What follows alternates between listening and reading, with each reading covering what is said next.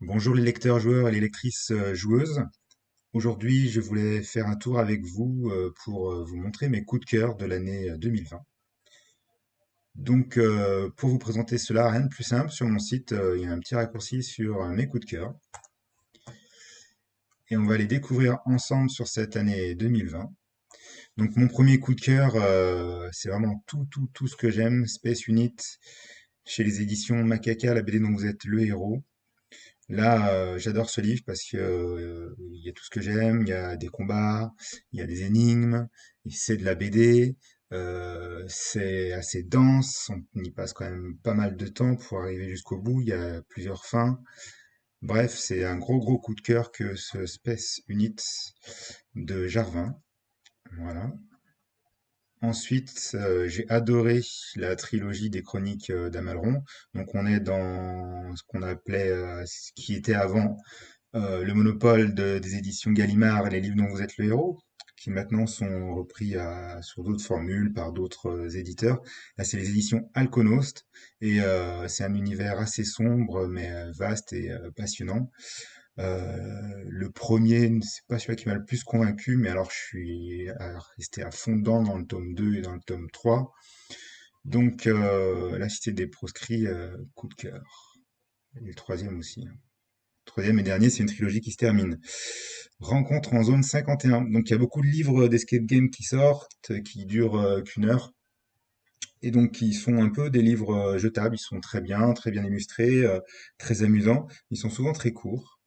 Et celui-ci a deux particularités, c'est qu'il est un petit peu plus long que les autres d'habitude. Et puis ils ont intégré un petit peu une espèce de roman photo, BD photo, mettant en scène ce grand JD qui est un YouTuber.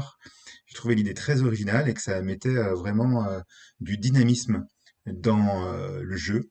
Et j'ai beaucoup apprécié. Les énigmes sont sympas, l'univers, j'aime bien tout ce qui est un peu science-fiction. Donc c'est un de mes préférés de cette année. Rencontre en zone 51, Escape Game, chez Solar.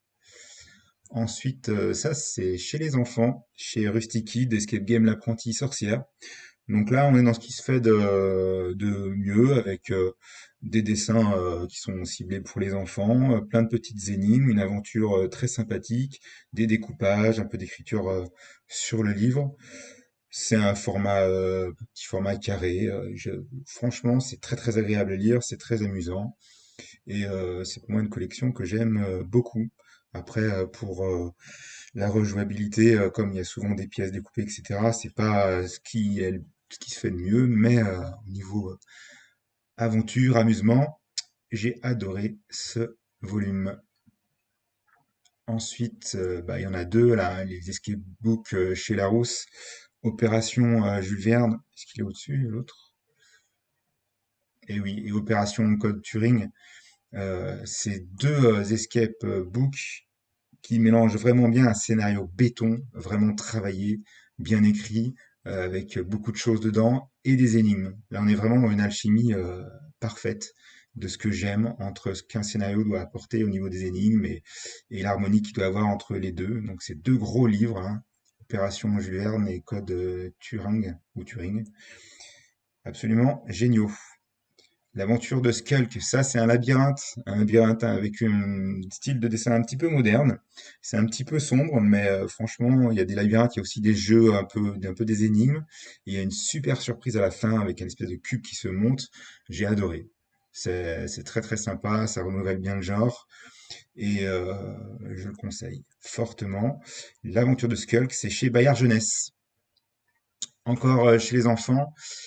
Disparition à Venise, donc ça c'est une suite de livres, il y en a eu plusieurs, c'est chez Deux Coques d'Or, il y a eu Disparition à Paris, à Londres, là on est à Venise, et la particularité de ce livre c'est qu'il y a une carte, on se dirige avec la carte, et il y a 100 énigmes, il y a 100 véritables énigmes qui sont passionnantes, et qui sont plutôt bien intégrées, alors c'est pas toujours parfait, mais pour faire 100 énigmes qui sont quand même relativement bien intégrées, je trouve ça super bien trouvé, et puis il y a des petites astuces de jeu à l'intérieur, je vous laisse lire l'article.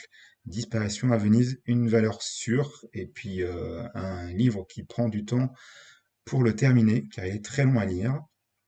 Opération Code Turing, dont j'en ai parlé plus tôt avec l'opération Jules Verne, très bonne collection. Alors celui-là en plus, il y a une espèce d'objet à monter qui, euh, qui est super sympa à manipuler, voilà. Et enfin, du jeu de rôle. Et oui, je me suis mis au jeu de rôle dernièrement. J'essaie un petit peu les jeux de rôle d'initiation. Et franchement, comme je débute, je trouve ça absolument génial. Et celui-là, Tales of Equestria, c'est les aventures de mon petit poney. C'est un vieux dessin animé, mais en fait, c'est un vecteur un vecteur de bonne humeur parce qu'il y a plein d'humour. Et puis, c'est sur l'amitié, c'est des aventures sympathiques. Il y a un peu rocambolesque et franchement, ça, c'est un bon pied à l'étrier que ce Tales of Equestria, le jeu d'aventure. Voilà, c'est chez Black Book Édition.